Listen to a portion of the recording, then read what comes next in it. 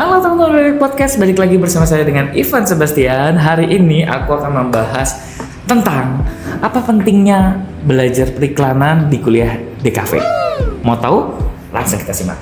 Biasanya banyak banget dari kita yang ngerasa, kok aku kuliah DKV belajar ya tentang periklanan. Apa sih sebetulnya fungsinya? Jadi begini, aku mau jelasin dulu. Kenapa di dunia di mata kuliah di kuliah perkuliahan DKV itu kita belajar tentang periklanan, selain itu menjadi salah satu mata kuliahnya. Nah, pasti namanya ada mata kuliah itu pasti ada fungsi dan tujuannya. Nah, aku jelasin sedikit apa sih salah satu yang jadi poin penting utamanya kenapa belajar periklanan.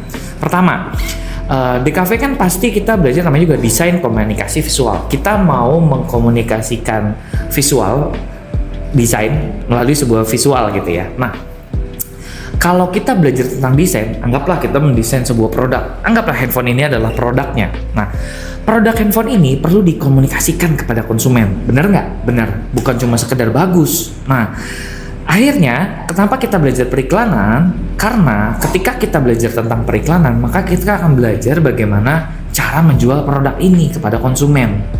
Apa yang kita pelajari? Dari konten produknya banyak banget yang kita bisa pelajari. Banyak orang kadang bisa buat desain bagus nih, hasil produknya keren, tapi akhirnya ketika terjun ke dalam dunia bisnis kan produk ini harus dijual, harus laku. Nah, produk ini berakhir pada nggak ada yang beli, nggak laku dijual. Kenapa? Karena ternyata strateginya yang salah dalam menjualnya, iklannya yang tidak menarik, iklannya yang tidak menunjukkan keunggulan dari produknya. Nah, belajar periklanan itu kita belajar banyak hal. Pertama, kita belajar meriset. Apa yang kita riset? Pertama, kita akan riset tentang produknya dulu. Apakah produk ini benar-benar berfungsi untuk konsumen atau enggak? Kedua, kita belajar juga dari produk ini apa sebetulnya yang mau disampaikan keunggulan dari produk ini.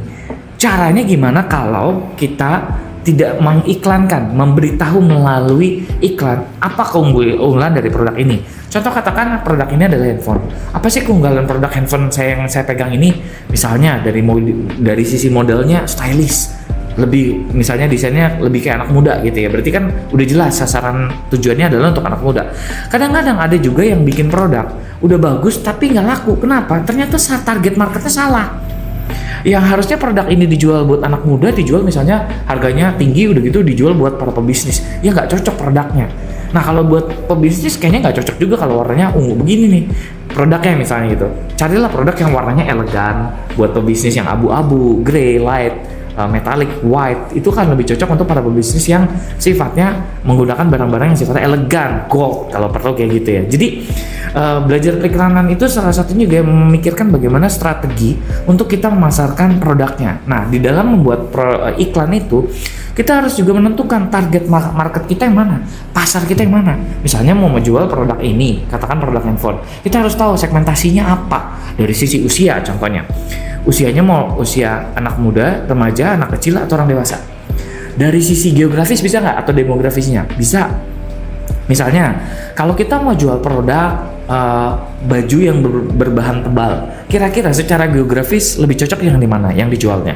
Daerah pantai atau daerah pegunungan? Nah, gampang kan?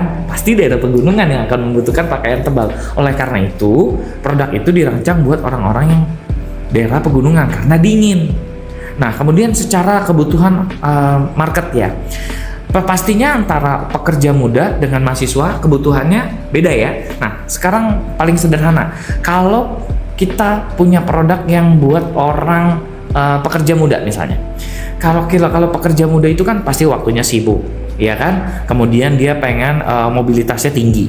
Nah, kalau kita mau jual produknya laptop, kalau mobilitasnya tinggi, nggak mungkin kasih laptop yang bahannya berat. Tampilannya harus yang premium karena mereka buat kerja. Berarti yang ringan. Nah, carilah produk yang kita siapkan, produk yang memang menjawab kebutuhan dari konsumennya. Kalau mahasiswa nggak perlu yang premium banget lah, yang penting ringan dan mobilitasnya bisa dibawa kemana aja. Karena mahasiswa kan harus ngerjain tugas di sana, di sini, bawa ke kampus, bawa ke kosan lagi. Jadi cari yang mungkin light produknya. Nah, itu yang kita siapkan sesuai dengan kebutuhan konsumennya. gitu. Jadi kenapa tujuan kita belajar periklanan? Yaitu kita akan belajar memasarkan produk. Sayang banget kan kita udah bikin produk bagus-bagus, kita bikin udah produk menurut kita keren, tapi kita nggak riset. Bahkan produk kalau kita dijual, ternyata setelah dijual ada feedback. Kita bisa pelajari dari feedback yang kita terima. Oh, ternyata produk yang kita buat ini secara fungsional masih ada yang kurang nih fungsinya. Kita bisa upgrade produk kita. Nah, berdasarkan riset pasar itu ternyata penjualannya itu laku tuh di bulan Desember misalnya. Kenapa di bulan Desember? Orang baru dapat THR. Nah, berarti kita bisa siapkan promosinya, produknya yang terkait dengan akhir tahun. Misalnya New Year sale, kasih diskon, desain kemasan packaging yang spesial di akhir tahun. Itu adalah strategi untuk kita bagaimana mengiklankan dan juga menjual produk yang kita buat. Jadi kalau sekarang ditanya, penting nggak belajar periklanan di DKV? Jawabannya penting banget. Karena belajar DKV bukan cuma belajar tentang bagaimana menciptakan suatu produk desain yang bagus, tapi produk itu akan bertemu dengan dunia bisnis. Kalau tidak bertemu dengan dunia bisnis, maka produk kita itu nggak bisa dijual di pasar. Dan kalau nggak bisa dijual di pasar, berarti kan desain kita juga sia-sia tuh, nggak bisa bermanfaat buat orang juga, dan desain kita nggak bisa dibeli sama orang, kita juga nggak dapat profit atau keuntungan. Nah, jadi buat teman-teman kalau yang masih bertanya-tanya, kenapa sih belajar periklanan, kenapa sih belajar tentang advertising di kafe? Tujuannya adalah biar desain atau produk yang kalian buat itu, satu, menjawab kebutuhan, kedua bisa dijual, ketiga juga fungsional, dan yang terakhir nilai value bisnisnya juga buat kalian dan buat market pasar juga bisa bermanfaat.